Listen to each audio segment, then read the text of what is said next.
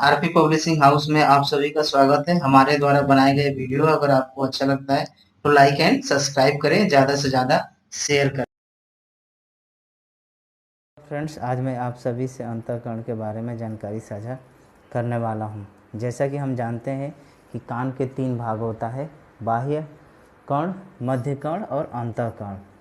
तो बाह्य कर्ण और मध्य कर्ण के बारे में मेरे द्वारा पूर्व में वीडियो बनाया गया है।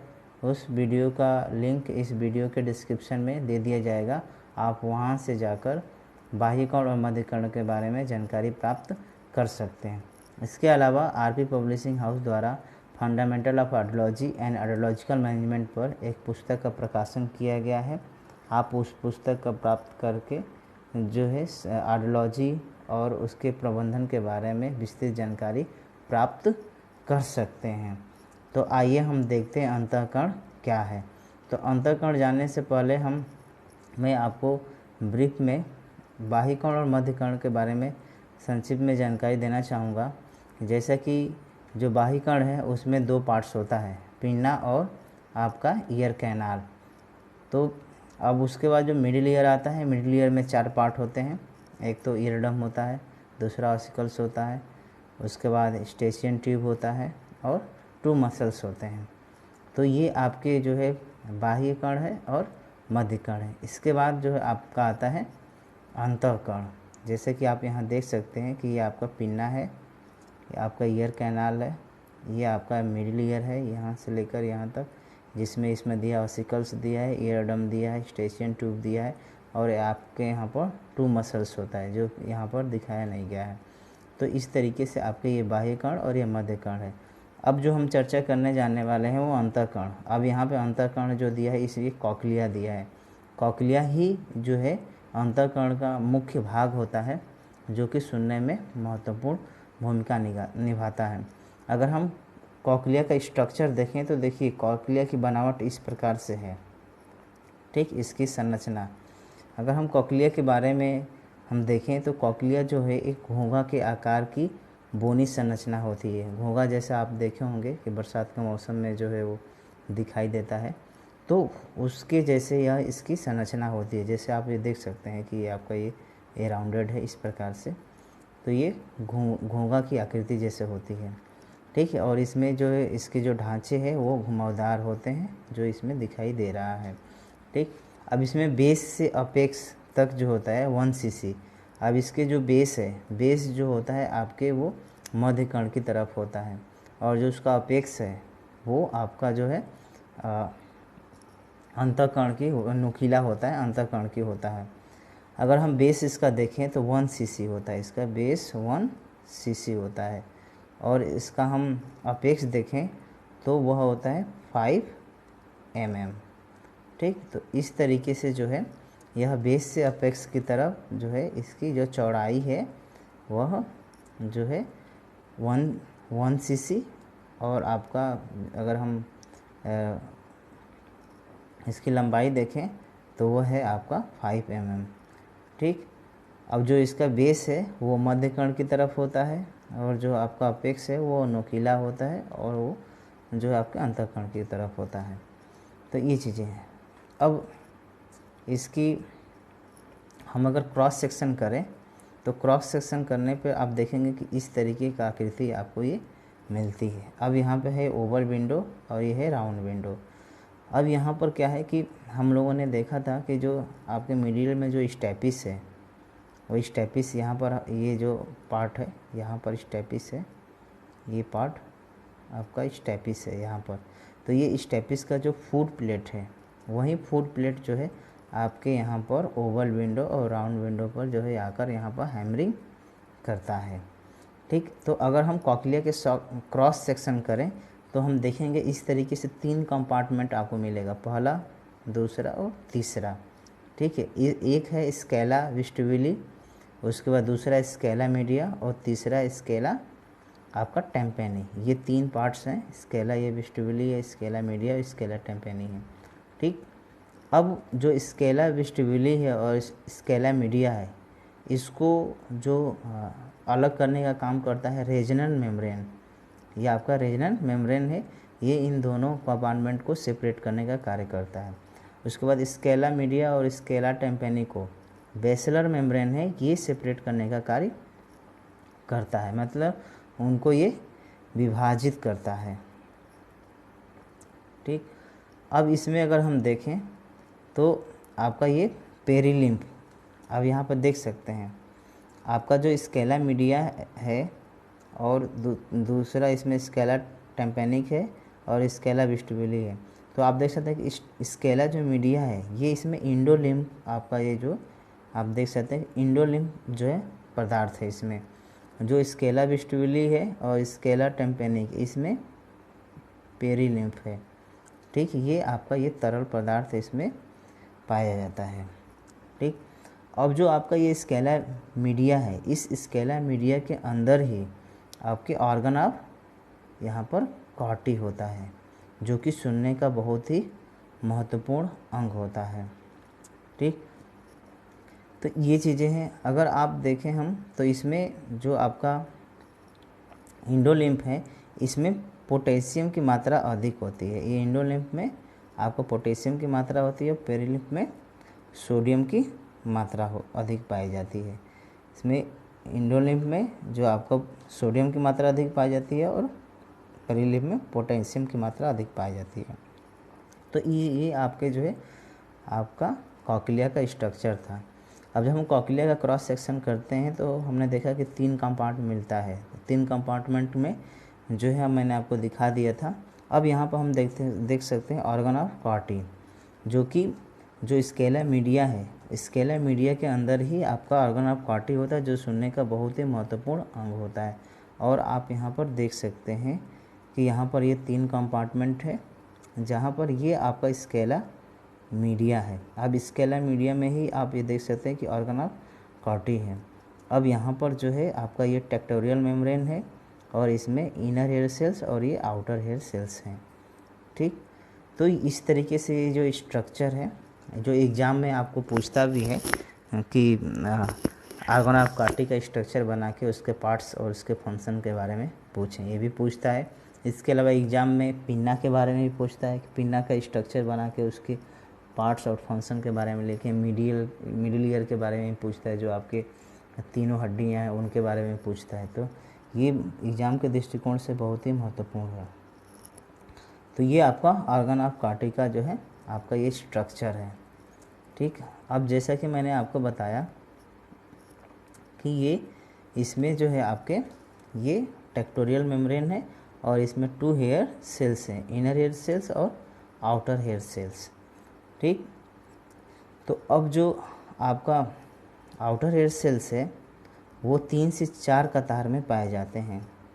ठीक, अब 3 से 4 कतार में पाने में जो इनके हेयर सेल्स की जो संख्या है वो 12 से 15,000 तक होती है। 12 से आपके 15,000 जो इसकी संख्या होती है। उसके बाद जो आपका इनर हेयर सेल्स है ये जो है आपके 1 से 2 कतार में पाए जाते हैं, जिसकी संख्या लगभग 3,000 पाई जाती है। उसके बाद आप यहाँ देख सकते हैं कि जो आपके ये जो टेक्टोरियल मेम्ब्रेन है वो हेयर सेल्स के ऊपर ऐसे लटका हुआ है, पत्ते नुमा जो है वो लटका हुआ है।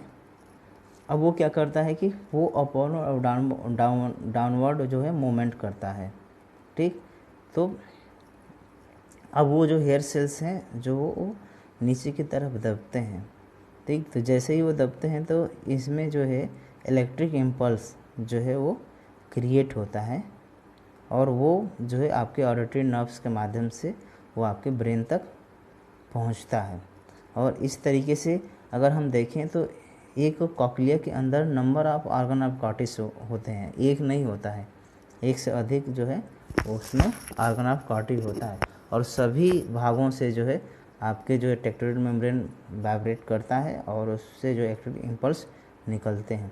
लेकिन अब यहाँ पर सवाल ये है कि वो वाइब्रेशन करता कैसे है। तो हम यहाँ से देख सकते हैं कि जैसे आपको यहाँ से पिन्ना है, यहाँ से अब ये साउंड इसने कलेक्ट किया, साउंड कलेक्ट करने के बाद ये अब कैनाल के माध्यम से आपके ईयर ड्रम तक जाएगा। ईयर ड्रम जाने के बाद जो ईयर ड्रम को क्या करता है वो वाइब्रेशन करता है। तो जैसे ही आपके कान का पर्दा वाइब्रेशन करेगा तो आपके जो मैलियस है वो मैलियस जो है आपका मूवमेंट करेगा। मैलियस को मूवमेंट करने से फिर इनकस में मूवमेंट होगा और फिर स्टेपिस में होगा, और स्टेपिस जाके ये कॉक्लिया पर ये जो है हैमरिंग करेगा उसके ओवल विंडो राउंड विंडो पर।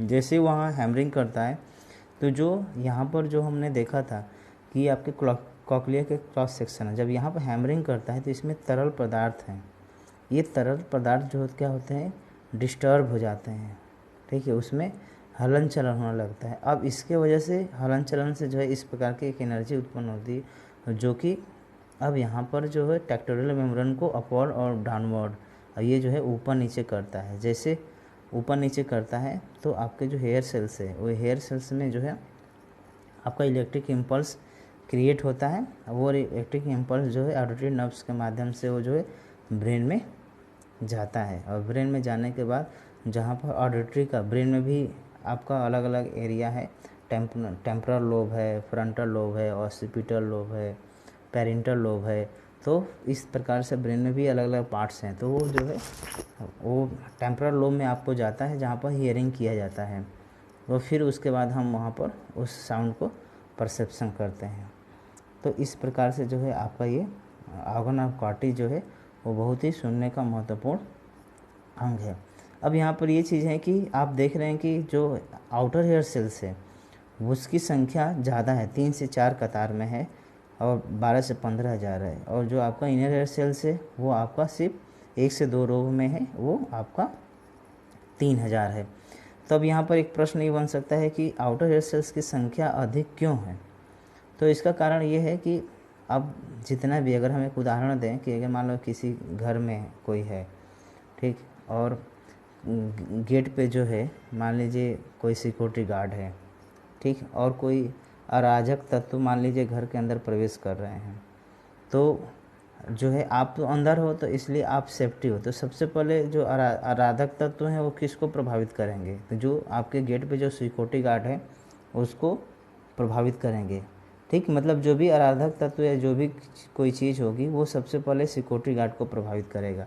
तो एट मीन्स कहने का मेरा मतलब ये है कि जो आउटर हेयर सेल्स हैं उस पर जो भी हम मेडिसिन या जो हमें वायरल होता है या हमें किसी प्रकार की डिजीज़ होती है या हम अलग अलग प्रकार के जो मेडिसिन खाते हैं माइसिन ग्रुप का अन्य ग्रुप की जी, तो वो सारे दवाओं का इम्पैक्ट जो है आपके आउटर हेयर सेल्स पर पड़ता है। तो आउटर हेयर सेल्स की संख्या इसलिए अधिक रखी गई है कि वो धीरे धीरे आउटर हेयर सेल्स जो आपके प्रभावित होते जाते हैं, तो आपकी संख्या जल्दी प्रभावित न हो अगर, क्योंकि आउटर हेयर सेल्स की संख्या या हेयर सेल्स की संख्या अगर जैसे ही प्रभावित हो गया तो वैसे ही हमें सुनने में दोष होगा। तो इसलिए उनकी संख्या जो है ये नेचुरली इस तरीके से ये गॉड गिफ्टेड है जो बनाया गया है।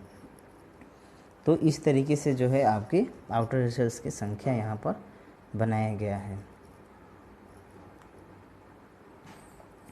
अब यहाँ पर अगर हम इसके कार्य देखें तो अंतःकरण कर्ण के जो हम फंक्शन देखें तो सबसे पहला इसमें दिया है कि अंतःकरण कान का जो है ये ट्रांसफार्मर के रूप में कार्य करता है, ठीक है, और ये यांत्रिक ऊर्जा को हेयर सेल्स की कार्य करने के द्वारा जो है विद्युतीय आवेशों में परिवर्तित हो जाता है। जैसा कि मैंने बताया था कि आपका जो आउटर ईयर है वहाँ तक जो है वो साउंड के फॉर्म में होता है, जैसे ही वो मध्य कर्ण में जाता है तो वह जो वहाँ पर जाने के बाद वो मैकेनिकल एनर्जी में परिवर्तित हो जाता है आंतरिक ऊर्जा से, और फिर उसके बाद जो है जैसे ही वो इनर ईयर में जाता है तो इलेक्ट्रिक इम्पल्स वही बातें कर रहा है कि विद्युतीय आवेश में परिवर्तित हो जाता है।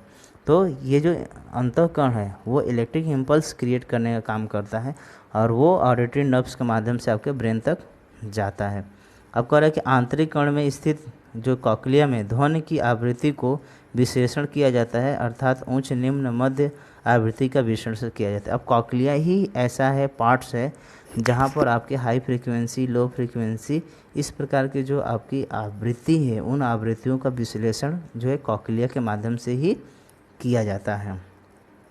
कॉक्लिया में आवृत्ति के अतिरिक्त तीव्रता को भी विश्लेषण किया जाता है, मतलब कि इसमें इंटेंसिटी को भी वो एनालाइज करता है आपका कॉक्लिया की इंटेंसिटी कितना है। इसके अलावा आंतरिक कर्ण में सुनने संबंधी सूचना के अतिरिक्त शरीर की स्थिति तथा हलन चलन से संबंधित सूचना को भी, ठीक है, बायो इलेक्ट्रिकल कोड में परिवर्तित कर तो ऑडिटरी नर्व्स से मस्तिष्क तक भेजता है। तो ये चीज़ें, तो जो आपका कॉकलिया है ये हमारे शरीर को बैलेंस करने का भी काम करता है, ठीक। तो जो वेस्टिबुलरी पार्ट है वही जो है वो आपके बैलेंस करने का काम करता है, संपूर्ण शरीर को बैलेंस बनाने का काम ये जो है कॉकलिया के माध्यम से किया जाता है। तो इस तरीके से ये अंतःकरण के बारे में था, और मैं आशा करता हूँ कि मेरे द्वारा दी गई जानकारी आप सभी को अच्छा लगा होगा।